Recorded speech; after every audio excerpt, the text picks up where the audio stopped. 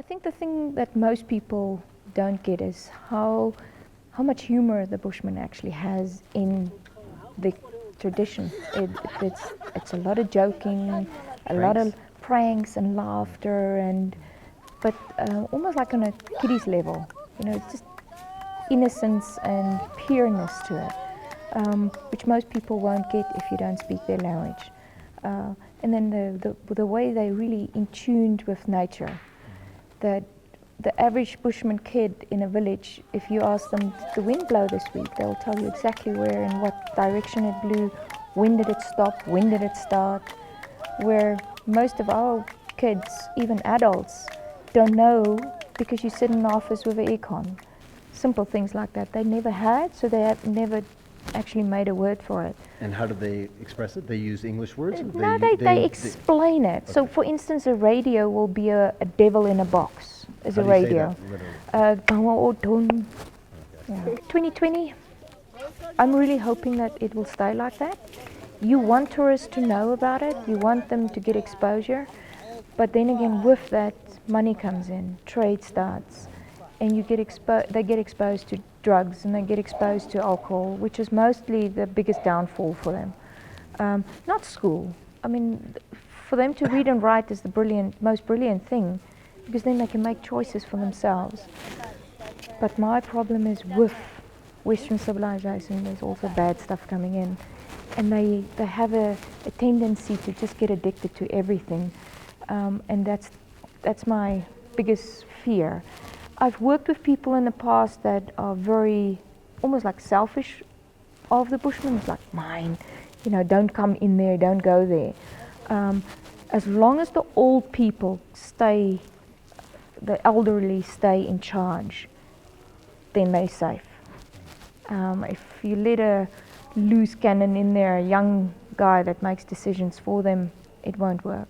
But this year is the first year for 25 years that the government has asked a Bushman representative in the parliament, which is a step ahead. But if you go and you live with them in the veld, they're so soft. They don't leave a footprint behind. And I wish we can sometimes duplicate that and just implement that you can make a living without it leaving a footprint behind. So that I wish I can copy and just paste all over the world. And as far as things that drive you crazy about the things that drives me crazy is sometimes the responsibility of sending kids to school. Or lack thereof. The lack of responsibility, and the lack of just working with their money, for instance, if they do earn a salary, to plan ahead to just make it for the month. And you have children, you can't drink it all out in the first weekend. What about the rest of the weekend? That makes me angry. And then domestic violence sometimes. They have a way of handling their politics in domestic violence, in the marriage, with the kids. And they would, for instance, not really look after the disabled, because it's almost like a weak one in the food chain. And you get pushed out, which would happen in animals. It's really frustrating, especially married to a doctor and having the clinic as a healthcare part of our organization, to sometimes understand, but that's how their culture also work like. So it's difficult for me to not always interfere, to take a step back and say, listen, this is how the Bushman does it.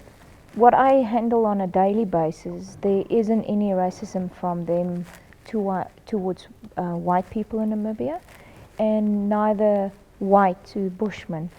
The only tension I still feel there is not so much to white anymore. It's more to your Herero race. And the reason for Herero is because they were put in Herero land after independence by the South African government. So they actually don't have living rights in that area.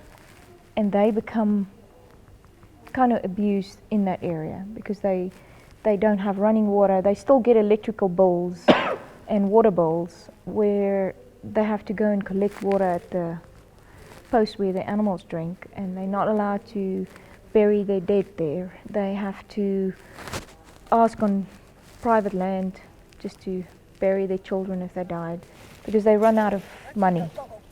So they need to buy food. So the first week after they got paid, if they work, they drink everything out, first weekend. Then the rest of the month is still there. And then they go into debt. For them then eventually to pay it, they can't. I mean, they say that the basic income is $5 million a month. That's nothing. You can't even buy a bread for that. They give their children away. So they'll take their children to the hereros and they say, okay, no, I can't pay you. And the hereros will pick one of their children and to pay their debt, and that kid are either adopted into the families or become a slave. And I don't even want to think about the consequences of what is going on there. But that is my biggest concern, that will cause a big explosion and a lot of friction. Namibia is one of the most safest countries in Africa to travel to live in. We've just been rated the best place in the world to live is Namibia. The health is brilliant. So the myth of Africa is unsafe. It's the biggest crap. We all live in harmony, and you don't have the big violent crimes that you get shot just for your wallet in Namibia. So we're not South Africa, for sure. We don't have that. And we have a very stable and a good government.